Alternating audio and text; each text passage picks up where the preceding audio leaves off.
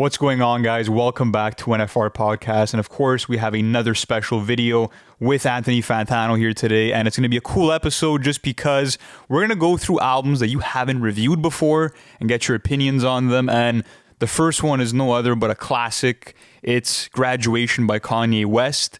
And before we actually get into that, I want to ask you, are there any albums that like you haven't reviewed yet that are really on like the top of your priority list, let's say for a classic review or anything like that? That I haven't done yet. Yeah. That I really like to get a classic review out of. I'm trying to think. Have I done an Aphex Twin record yet? No, I have. Okay. I'm trying to think of a classic artist or band that I haven't covered yet at all.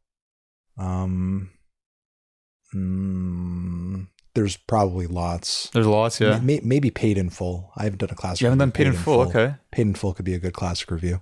That could be a good classic review. But yeah, let's start off with Graduation. I think it's going to be a perfect starting point for this episode because when going through your review catalog, at least for Lou and I, we were surprised. We were like, man, you didn't do Graduation. And I know I haven't done a classic review, no. So, going back to this album, okay, because it's a beloved, Kanye album. His fan base is super intrigued with it. I know it's Lou's favorite Kanye album as well. One of the best of the 2000s decade. Is it in your rotation at all whatsoever? Like, how do you really don't know what I think about this record? I have no idea. I have no idea. I mean, it's an interesting album because when it came out, a lot like, obviously there's hits off of it, but a lot like 808s, it wasn't as best received as it could have been because a lot of people, a lot of hardcore hip hop heads who were riding with Kanye, obviously through College Dropout and through Late Registration as well, kind of saw him as going pop on this record. Okay. It was seen in a way by a lot of purists as him kind of like, running away from the genre that born him in a way. Now, of course, like in retrospect, we can look at that and see how silly that is because, it is a hip hop record at the end of the day. It is. But, you have to consider like for that time period, how crazy and jarring of a song like Stronger was, you know what I mean? It's sort of like fusing things with electronic music and pop music and dance music was not really what a lot of artists who were kind of, taken seriously by hip hop heads were, expected to do during that time. But, Kanye, historically, we know to be, the kind of guy who the moment that you tell him that he's not allowed to do something, he's going to go do it. He's going to go do it. Even if it's make racist remarks. Yeah. He's going to go do it. No, I love this record. I think it's a great record. I don't think it's as consistent or as robust of a release as like, his first two. But, and obviously you have moments on there like Drunken Hot Girls, which, it's not, You think it's a big miss? Like, you think it's one of Kanye's worst songs? I don't think it's a high point in his catalog. I'll say that. I think the Most Def bridge is actually quite good though. Like, I feel like his singing was pretty well done on that track.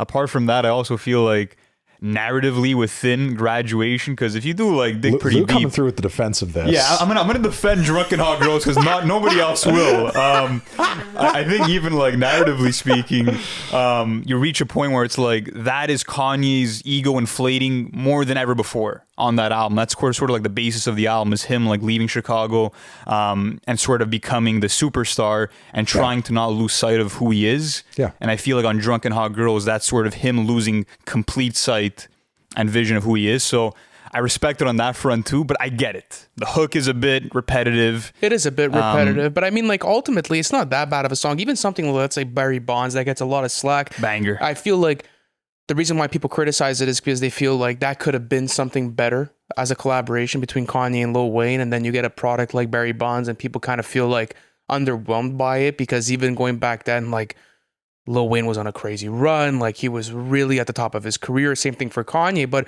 overall as an album, like how do you feel like it stacks up against his other albums, let's say for you? And if you had to place it within his discography, where is it, man?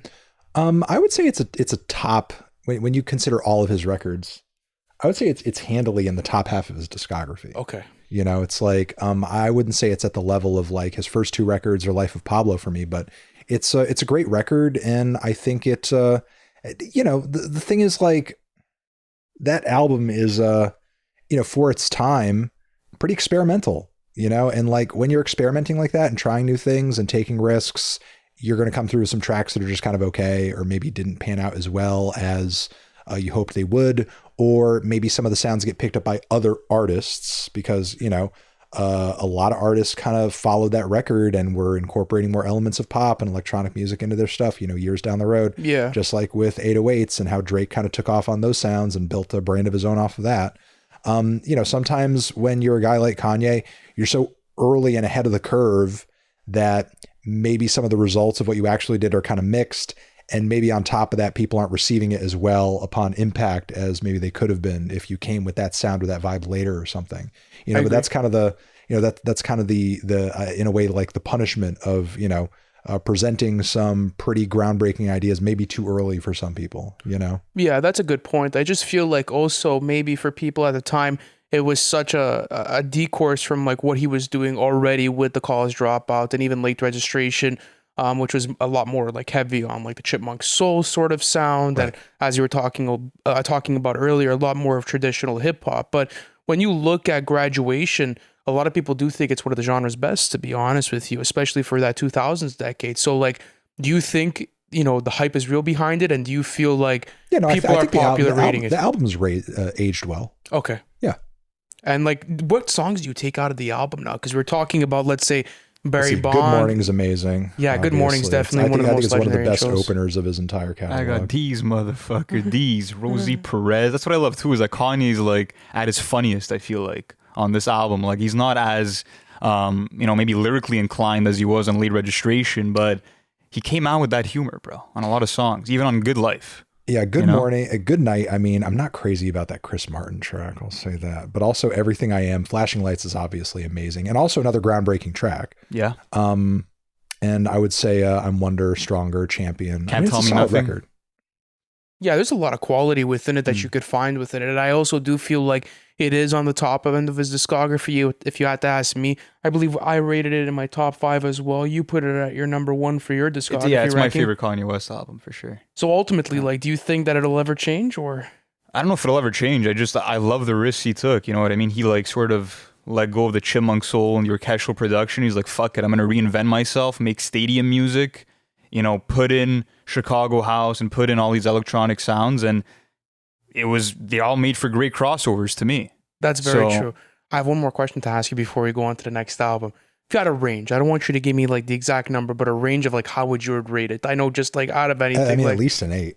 At least an 8? Yeah, Okay. At least an 8. Okay, that's What would you interesting. do with it? Amazing in terms of our scale? Yeah, absolutely. Amazing, nearing perfect for me. Yeah, it's definitely up there. Okay, next up we have Get Rich or Die Tryin' by 50 Cent. And a little birdie told me that you think that this album might be a little bit overrated. And I'm interested to know because I think that in terms of just its impact, it is undeniably a classic album, but maybe is it overrated to you? Yeah, I think it's a little overblown for what it is. I mean, I think it's a club record. You know, I think it's a bling era club record, and it was really catchy. There are a lot of very, you know, infectious, viral for their time, well-produced songs on it. But like, you know, is it the best songwriting you're going to find on any hip hop record of the 2000s? Is it the best lyricism you're going to find on any hip hop record of the 2000s? I don't think so. Yeah, You but know? you could also argue that like 50 Cent probably compensates in more areas than just that. Like especially with his mic presence and the demeanor that he brings through. Like it was very hard to find a rapper back then. Demeanor that, like, wise, he's kind of one-dimensional. You think so? Yeah, his vocal range is short, and he's not the most expressive rapper either. But he got super melodic on the hooks, and that's one thing that I respected is that it's like if you look at other, let's say, gangster rappers from the 2000s, someone like a Ja Rule, for instance, they would rely on like female vocalists for the hooks, but he took care of all the hooks. His voice is pretty melodic. I mean, he pulls so much from Tupac. He does. Yeah, he sounds like the Cookie But Monster I just feel of it, like you know? 50 Cent really took the gangster rap route, but ended up becoming, you know, a hit maker on his own in the sense of like really being able to hold you over with hooks that are still being sung today. So I mean, like in the club, even looking at High All the Time. The songs are catchy. Songs are catchy. They're catchy as hell, you know. But I'm just not super crazy about that very clean, very clubby, you know, era of bling era rap. I just think it's kind of okay. You know, I mean, for that era and for that time, I'm much more down with like, you know, a record that I think doesn't get talked about enough in retrospect, even though it's from one of the greatest hip hop artists of all time, the freaking Black Album. You know, I mean, as far as like clubby hits that actually have like, you know, clever choruses and a lot of lyricism, like, you know, to me, like fucking Dirt Off Your Shoulder is at least a couple cuts above like Get Rich or Die, any song off of Get Rich or Die Tryin'. Oh, that's a hot take. Interesting. I don't know about that. That's a like hot better take. than like I'm Many not sure, Men. really. Yeah. Like better than a many, even like Patiently Waiting. I mean, there's some Yes. serious bangers Oh my on this God. album. The Black Album has freaking bangers. I know you have your Lucifers, you do have those types of songs, but I just don't know if it's on the level of Get Rich or Die Trying. And going for back me. to like his performance, I don't feel like it was one dimensional also just because of the rawness that he had within his voice. And just how tough every word was that he rapped. I mean, the charisma was always there. If it's him sort of getting to that seductive bag on a 21 Questions or him sort of... Again, as somebody who was like literally like... my friends in high school were like obsessed with him. Yeah. And also during that same time, you had... I guess at least for me personally, I just, in the grander scheme of things, don't find him to be somebody who jumps out at me on the mic. Interesting. Because I mean, this is also during the era of Jay. This is also during the era culturally of DMX's peak.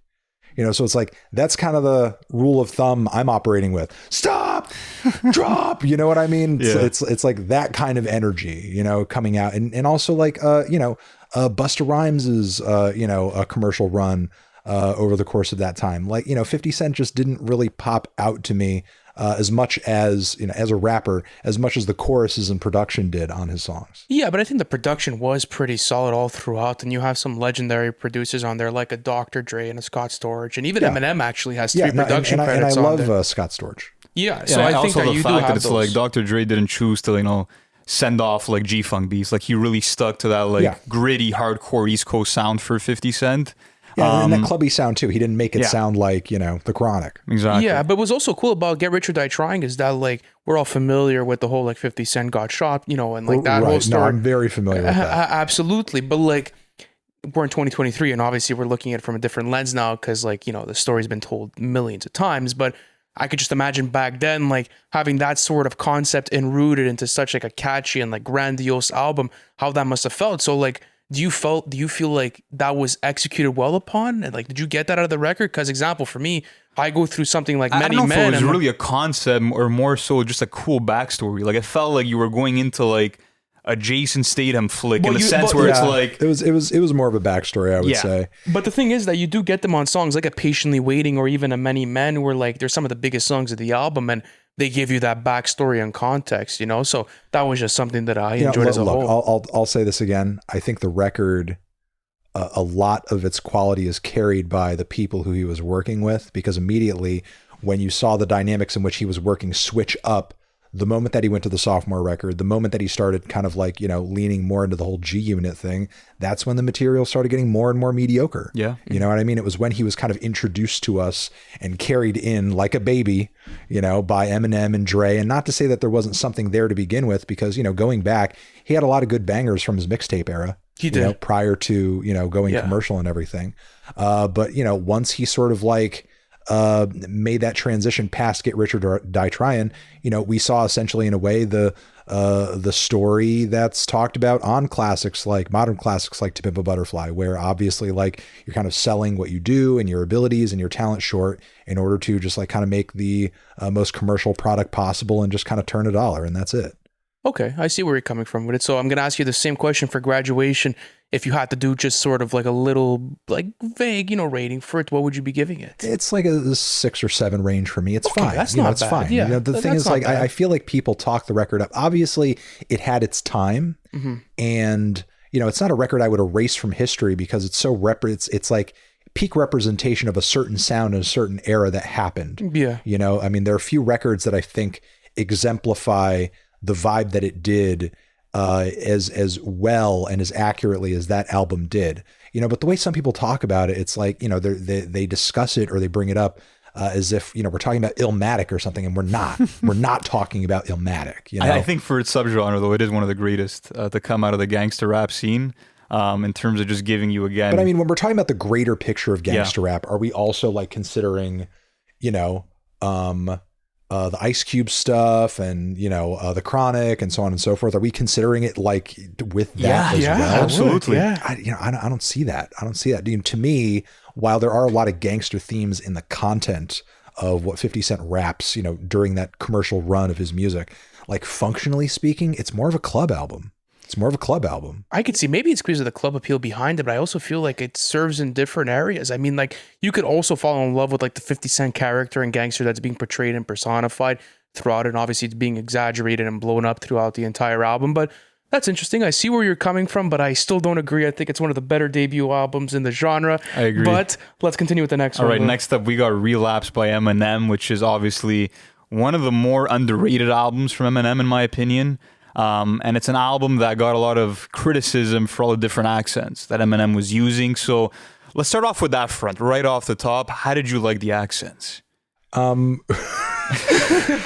mean, I think you have to kind of give it to the accents a little bit because, you know, they were obviously influential to an artist like Kendrick, you know, Yeah. clearly. I think it's for better or for worse. It's Eminem being creative.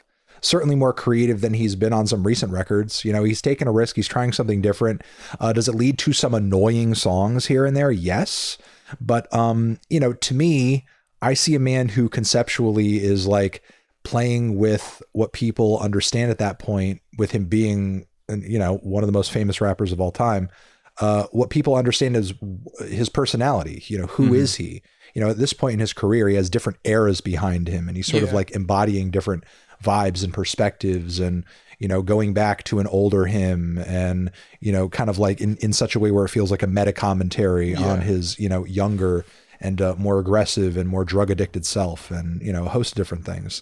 You know, I think it's an album that honestly has gotten a bit of, at least a slight bit of critical reassessment over the years because of how weird of an album it is in Eminem's discography. It's an odd record. Yeah, it's a record. If you go to songs like Insane and you go through that writing, you're like, whoa, like you have to be in a dark place to be writing this type of shit. Eminem really off his rocker and sort of, you know, taking shape into this serial killer. You know what I mean? And I think that that's what I appreciate about it so much, is just like, for me, a lot of Eminem's best records are when he goes into these fictional characters, the same way that he did on something like A Stand, for example. I think that's what he does so well here, is really embody the serial killer persona, which it might be hard for audiences to listen to, you know, him rapping about cannibalism and shit like that on this record, but it's the cinematic essence to it that I think really makes it stand out in terms of the different skits that you're getting, and also that switch to songs like A Deja Vu, where he's actually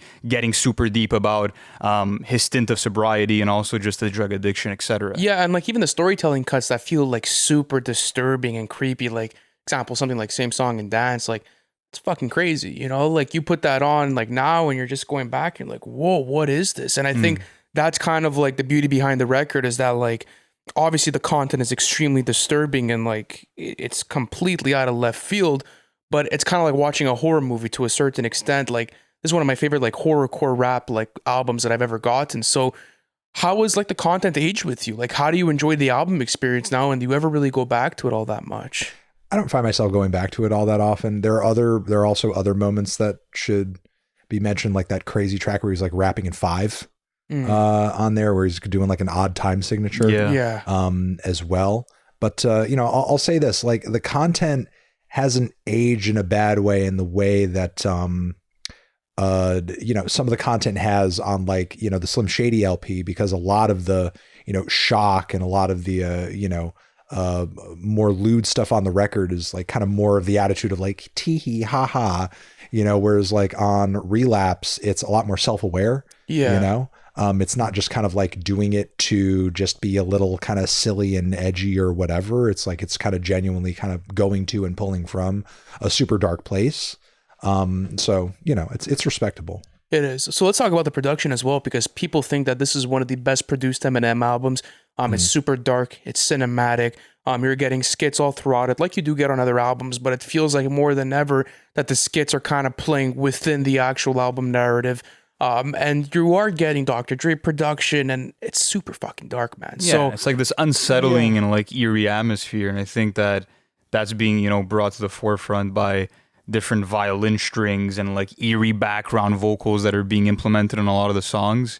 You also got Mike Elizondo that was doing some guitar strings on there too, and I feel like throughout the album it gave you that horrorcore feeling of having those haunting instrumentals. But yeah, how do you feel about that? You think it is one of the better produced M albums? I think it's one of the more creatively produced ones. Okay. I mean, there's some beats on there that I think are kind of a mess, but I think that's, mostly attributed to the fact that the record is weird. I think he was looking for beats that match the very kind of odd and out there tones of the songs themselves. I mean, the beats were certainly more entertaining and intriguing than what we had on Encore, but personally, I prefer the beats on like, not just the Slim Shady LP, but the Marshall Mathers LP as well. And I guess I would rather also listen to Relapse than freaking all the super clean radio friendly anthems on Recovery, so it is that good. So let me ask you, like I did for the other albums, rough score, what would you go with? Probably about like a 6 range for the record. More like, above average, more or less. I think it's there are some serious high points on it, you know what I mean? But the record is also super chaotic and kind of a mess. And, as we also know, in terms of like the origins and the story behind the album, Eminem was not really in a great place when he recorded the record. And, I think a lot of that kind of shows, in the execution of the album. Yeah, you do see that. It's not one of his more well-groomed projects. So, yeah. And he was almost in a way, it's almost like his old dirty bastard, N-word please kind of moment, where he's like just so wigged out and so crazy and so off his fucking rocker, and he's just like making this chaotic, dark ass record. It's coming from the weirdest place. And it's nice that he's out of that moment. But during the time when he was in that space, he made, I think, one of his riskiest albums. We'll say that. He did make one of his riskiest albums. And that's what I appreciate about it the most, that I feel like that was the last time that we saw Eminem be super creative in terms of album formation. And not a lot of people say this, but I feel like you're getting some of Eminem's best ever rapping. You look at something like Stay Wide Awake, you have like 10 plus lines that are all consecutively like rhyming within each other, line after line. Same thing with like something like Underground, for example. Yeah. The alliteration, the internal rhymes, it's all from a technical level really well rapped and written. So shout out to Eminem with Relapse. That was a great album. But next up on our list, we have Trapsoul by Bryson Tiller, going into some more R&B. I think this is an interesting one just because in terms of just fusion of like R&B and trap, this is one of the only examples that we have of it, I feel like, in terms of a full track list from that 2010s decade. So how do you feel about the record? I find it interesting that you guys, I mean, I could see why you guys asked about some of the records that you did on this list, because it, obviously they hold a certain amount of weight. What draw you to wonder about this album per se? I think it's just the fact that like it is one of the more like popular R&B. Favorite, or Sorry? Is it like a personal favorite? It is a personal favorite, but also just the fact that like it is one of the more popular like R&B albums of the 2010s. So I was just curious to know what you thought about it. Also, I just think it's kind of okay. Okay. I mean, you could definitely give it to the record in terms of like it being a very consistent and maybe for its time, a little unique fusion of the genres that it advertises in its title. Literally Trapsoul, yeah. Yeah, exactly. What you kind of see is what you get, essentially, with the record. But beyond that, like, in the grander scheme of R&B records, is it a super unique R&B record in terms of like how it, sort of incorporates elements of R&B? Not necessarily. And you could conversely say that for trap music as well. And on top of it, like, when you think about the middle of the decade when that record dropped, like Drake and The Weeknd, Party Next Door, Party Next Door, a host of other artists kind of already revolutionized the R&B genre. Well, that's what I was going to say, is that I know you're a massive fan of it, but I just don't feel like it's anything that special, to be honest with you. And I know it holds a very close place to a lot of different fans and people enjoy it, but going through the record, you go through some of the material now and even some of the production choices, and you're like, okay, I get it, it's cool, but like, this is not like a brown sugar, like we're not like, and that's why I feel like some people talk about it, is that like it's this crazy studio album experience that was like decade defining, and I just don't necessarily hold it up to that standard. So like for you, Lou, like what's the buzz? I definitely don't think that it's like a revolutionary R&B album by any means. I mean, going back to what you were saying, Drake, Party, Weeknd, they already had formed this sound. And Frank Ocean too.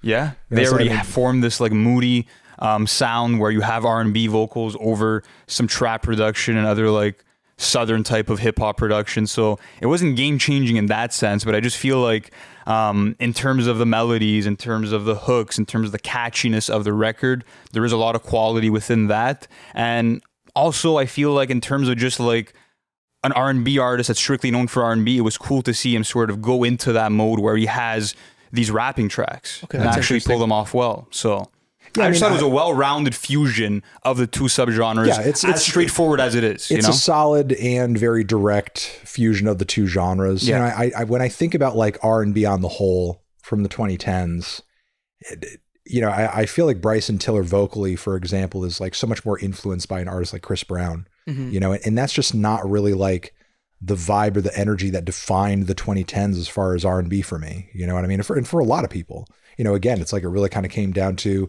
The Weeknd, it came down to Frank Ocean, it came down to artists like that, and Drake, who really kind of like, reinvented the sound and, kind of turned it into whatever, it's been for the past 10 plus years. And, Bryson Tiller is in there somewhere, but I just don't think he's, kind of a part of the meta narrative of the genre, really. He came out with a solid record. But I don't think it's kind of made the splash that it could have, like the most influential and revolutionary balls to roll within the genre of R&B were already kind of moving by the time that record came out. That's very true. You already had The Weeknd that was really playing heavy on that forefront, especially like if you go back to House of Balloons and like what that did, and like how I know did you redo that album review at a certain point? Yeah, I talked about how it's grown on me a little bit over the years, but I loved Echoes of Silence from the day because that whole trilogy really came together at the beginning of the decade to put something new into motion. But same question for you. Give me a ballpark score for it. What would you do? I'd probably give it a 5 or a 6. I'm just kind of indifferent toward it. Very interesting. Luke, keep going with this. Next up, we have Monster by Future. And this was sort of the beginning of that partnership between Metro Boomin and Future for a full record. And I think that what's interesting too is, I don't know if you guys knew this, but Fuck Up Some Commas was actually originally released off of Monster and not DS2, but it never made it onto the streaming version of DS2. Pretty interesting fact. But yeah, going to Monster, what do you guys think about this record? Just because it was at this pivotal point in Future's career where he started to sort of experiment with the psychedelic sounds on certain songs, like a Codeine Crazy, for example, off that record, which is a big highlight for so many people. But yeah, how do you guys feel like it stacks up with like the best of Future? Yeah, I mean, I'll say like, generally in my review catalog, around this time, as Future was kind of on the come up, I was more focused on like what his studio album output was. And as a result, like this mixtape just kind of fell to the wayside for me because I was like, well, it's not like, a prime album and he's coming out with these records and he's kind of working at a prolific pace. Maybe it's not something I really need to kind of like dive in on. But I feel like not focusing on this record at the time was a, big fucking mistake on my part around that time because it's a banger. I think it's a great tape. It's like everything hits so hard. And sure, what you say is true about like he's kind of experimenting with that psych stuff a little bit, but this record is nowhere near as like, low key and as one note as a project like DS2 is. And, obviously there's some level of intent behind that because it's a very druggy and woozy album. And obviously you don't want to ruin anybody's, high or vibe, when, you have so many aggressive and hard-hitting tracks come through as you do on this album. But Future comes through really bold, really hungry. I know over the years he's gotten so many criticisms about, his voice and the vocal effects and the autotune and the intelligibility of, his rapping. But like you hear and feel every word coming out of his mouth on this project, especially the hyper aggressive tracks and, the tracks that deal in like, selling and dealing drugs and moving weight. Like a Radical. And there's even some songs in here that like in terms of the trap production and even Future's vocal delivery, like approaches like the aggression level of like a Waka Flocka Flame. It's, it's very brash. It's very in your face from Future all the way throughout. But then, and we haven't heard him this brash since. But then you get more of like a melodic Future on something like a Codeine Crazy, which people do consider one of his best ever tracks. Is that something that you share? Like, do you share that same opinion? No, that's a highlight too. And the Lil Wayne feature on the record is decent as well. That Cataract line is pretty funny. But yeah, there's a lot of good highlights on that tape. And also what I love about it, which, I think is just something that I miss about, this particular era, is that it's a really tight project too. It's like everything that you need. It's nothing you don't. It's no bull crap. It's just 13 straight bangers, track for track. Yeah, I completely agree with you. And it's a good time for Future too, because it released in 2014 and then he goes on to that iconic run in 2015. And it's kind of like the pivotal liftoff for everything else that comes with Future. Right. Obviously, as the decade progresses. So, bit of a ballpark number. What do you got for it? I would give it like a 7 or 8. Okay. 7 or 8. Very Okay, interesting. that's pretty high. good. Do you think Yeah, it's that's like in good. the upper echelon of his projects if you were to do like a ranking? No, I think it is. Yeah, and I think it was a powerful movement for Future during that time, just because I think he had broken up with Kiara, and I think that sort of fueled a lot of the lyrics behind this album of him just having a song like Throwaway, where he sort of compares a girl to a gun that he would throw away after using. And speaking of that song, that was another crazy performance where he starts off with a more hardcore, aggressive rapping, and then you get the beat switch, and then you get him Right, and then it gets going really into moody. the auto crooning. Yeah. So yeah, a lot of like versatile performances all throughout. So definitely a highlight for Future's catalog, without a doubt. But next up we have Friday Night Lights by J. Cole, and this is actually viewed by a lot of Cole fans as his best work. And I think that, in my personal Just opinion, in general, yeah, I think in terms of like peak Cole as a lyricist, you got to go to Friday Night Lights or The Off Season, which is kind of ironic that like it's at the start and like most recent era of his career. Well, this is what's funny is that, like, remember we were talking about this, Anthony, on our last episode that we did back in, we recorded back in November, released in January, but we were speaking about The Off Season being in like the upper echelon of some of your favorite J. Cole projects because of the rapping performances. Like Lou was saying, like that plays very close to this in the fact that like J. Cole's very hungry throughout the offseason in the same way that Friday Night's Light is. And like, you know, it's kind of like seen as, well, first of all, it was supposed to be a studio album. That's another thing, but he ended up releasing it as a mixtape, and then he did the sideline story after. But since it plays close to the offseason, like, would you consider this one of your favorite J. Cole projects? I think it's one of his better projects. I mean, I think like there's pros and cons to this thing. I think as a rapper and as a vocalist and as a lyricist, I think he's a lot more defined now in terms of like who he is. You know, he's like instantly recognizable as a vocalist and as a writer today, more than he was at this time on this record.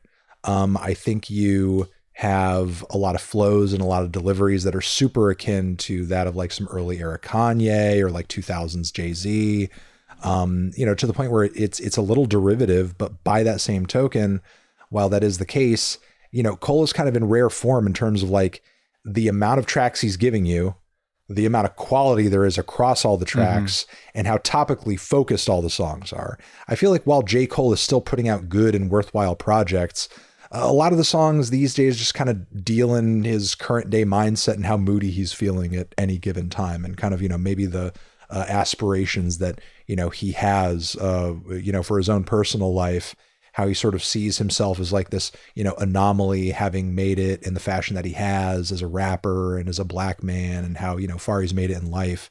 Whereas, you know, back then he, you know, had certain ideas and concepts for particular songs and would sort of execute on that in a very thorough way. And I just don't feel like we hear that as much from J. Cole today. So like, what would you want to see, let's say, from J. Cole today that like was being done on something like Friday Night Lights? Is there any like specific performances or songs that you could put into that conversation? You know, I don't know if it could be recreated, because the thing is, like a song like Blow Up, for example, which is like one of the most incredible and most thrilling tracks off that record. That song was obviously inspired by, you know, a moment of growth and advancement in his artistry and in his, you know, in his career that like is gone now. You know, it's a fleeting moment. It's over. You know, I don't know if there's anything going on in J. Cole's mind or in his life or in his artistic progression that could really inspire him to kind of, you know, make a track that fiery and that hungry again. You know what I mean? He's like so established at this point. It's almost like, you know, while he's not quite as, you know, I guess like widely mainstream as a guy like Drake is, for example, he's still at a point where he's almost like too big to fail, you know, and like, what can he really do at this point in order to, I don't know, advance things or make himself bigger? It's like he's, you know, kind of reached a peak in a way, you know, and a lot of, you know, even going back to his earliest days, a lot of his art and a lot of his creativity was couched in this need to succeed and advance and make it in hip hop. And it's just, you know, obviously, you know, great that he actually made it there, but then it simultaneously becomes disheartening because you know, when your whole identity is built around the idea of succeeding and getting to the certain point, you get to that point, and then what the fuck do you write about? You know what I mean? Yeah. The thing about and that's Ken- something that's sort of like he sort of addressed like in recent records, but Right. I kind of disagree with your point about like him sort of taking the same topical focus as of late, just because when you look at a song like Let Go of My Hand, for example, he's getting into his relationship with his son and how he's sort of, you know, changing his mindset now that he's a father and how he doesn't want his son to get into scuffles or any tough situation. Same thing with a song like Johnny P's Caddy, for example, him sort of taking on the approach of sort of the old hip hop head who wants to see a return to strong bars and to songs that have a lot of substance. So I feel like, I don't know, going through Cole's later catalog, you are getting that range topically, but looking at something like Friday Night Lights, as much as I love the record, if anything, that's a record where you have more of a one dimension in terms of him rapping about like wanting to make it out of the streets and his hunger to get the deal that he wants. So I kind of see it a bit differently in my opinion, though. I mean, I think there's like songs, you know, you also have Best Friend on there. You also have love songs on there. You do. You know, you have Two-Face as well. Yeah. You know, he's writing about other topics outside of like, you know, just like his Yeah, will you do to have those succeed. cuts that are outliers on the project. But another question I had for you, okay, because this is regarded as one of the best mixtapes within the hip hop genre. A lot of people do share this opinion. Like, do you feel that way about the mixtape? If you compare, let's say, one of the to greatest of all time. like there's publications that have put this in like their top 5 mixtapes of all time. You feel that and, way, like, Ant? I mean, it's one of my favorites. Like, if I had to do a list right now, it'd be so hard to kind of draw it up. But like, I definitely do think it's one of the more impressive mixtapes I've heard, especially because it was supposed to be a studio album. Yeah. You know, like if you think about the You know, quality of I mean, it. that's the thing. It's like, you know, if you're talking about it in terms of a mixtape, because of what it was supposed to be, it's like, you know, you're essentially getting an album's worth of quality in a tape. But, you know, that was almost like kind of the defining quality of a lot of the best mixtapes during that 2010s era, you know, because you had a lot of mixtapes that didn't just feel like, you know, and while these projects were great, you know, we're not talking about like a Wayne No Ceilings type situation where he's just like killing a bunch of beats that we already know and love. You know, a lot of people who were up and comers, and, you know, this is kind of the genius and, you know, kind of the reason a lot of people were kind of succeeding in this era, a lot of up and comers, they were like, well, you know, I see this mixtape scene out there and I have this project. I'm just essentially going to use it to promote myself and just say my shit as a mixtape so people will listen to it and download it and try it out. And, you know, that's how a lot of albums got in front of people's faces. That's very true. And, you know, and J. Cole used that just like, you know, Kendrick used that and Lil B used that. And a lot of other people used that pipeline to sort of popularize themselves really quickly. Mac Miller used it with Mac kids Miller as well. used it too. Yes. Yeah, he had a lot of different artists that do it. So again, so yeah, you know, it was kind of like an album. It was an era of album quality mixtapes. Big Crit too. You know, it's like Crit was Very here. true. Crit was and, here was fire. You know, the follow up to that mixtape too. Like, you know, yeah, those were mixtapes, but honestly, when you look at the quality of the songs, the originality, studio albums. the originality of the content, yeah, they're studio records. You know? Yeah, they're studio. So I mean, so yeah, you know, it's a great mixtape because it's just really a freaking quality album, you know. And I mean, I would say it's at least a 7. It's a good project. Okay, that's very interesting. Yeah. So you would consider it as one of his best, though, that he's Yeah, released one of on his his better catalog. records for sure. Yeah. Okay, that's very interesting. Lou, I don't think we have anything else on our list today, do we? We have Meet the Woo too that I want to quickly talk about. So Interesting. Okay. another mixtape to bring into the conversation, and this is sort of the time where Pop Smoke started to get way more attention because of records like Dior, Christopher Walking, Welcome to the party. Yeah. So it was all around that Meet the Woo series timeline, 2019-ish. And yeah, this is one that a lot of people enjoyed just because it sort of felt like an adrenaline shot in album format. You know, 35 minutes, never pumps the brakes, never slows down on the energy. I feel like obviously lyrically, the guy's lacking. You know what I mean? And that's not something that I think we as, you know, as drill fans sort of go into records like a Meet the Woo 2 expecting. But I think that he makes up for that in terms of the flows and the energy. So how has it lived on with you right now? Yeah, I mean, I see Meet the Woo too, and not that I guess this is a surprise because obviously it's the sequel to the original, but it just kind of seems like, I don't know, a slightly more bloated, less impactful version of Meet the Woo 1. You know, I thought the first Meet the Woo was great, you know, and while there are some really good quality bangers and a few, you know, good flow switch ups on Meet the Woo 2, because obviously you didn't want to just do the same exact shit over and over. there are moments on there like Sweetheart that I think are maybe not the best in terms of like, the weird little vocal experiment that he had going on there. But on top of it, you had a lot of features that I don't think added that much to the project. I mean, I think the 5EO feature is fine, but there were some appearances that were just kind of okay. And it sort of seems like, he was essentially trying to hit us again with the same sound, the same vibe, but let's do it in a slightly more commercial fashion with some trendy names that are going to grab attention and maybe a few songs that are a bit hookier than what I've done in the past. Because, the original stuff off of Meet the Woo was not only, just as punchy, if not punchier than the more aggressive highlights on Meet the Woo 2, but it's also just like in terms of the atmospheric production and just Pop Smoke's voice and the way it was like kind of produced and, mixed to be so loud and have so much presence in the mix. It's a really dark, smoky record as well. And Meet the Woo 2 isn't nearly as like, like I would say as eerie an album. There's almost like a little bit of brightness to it in its attempt to, be a little bit more accessible to a larger audience, because obviously Drill at the time was having like a kind of a crossover moment. Yeah, that's very true. But I also think that you are getting some of his best ever records on there, like a Christopher Walken, even something like An Element, I believe, and even something like a Mannequin, for example, with Lil TJ. So, do you ever spin back the record? Like, have you ever gone back to Meet the Woo 2?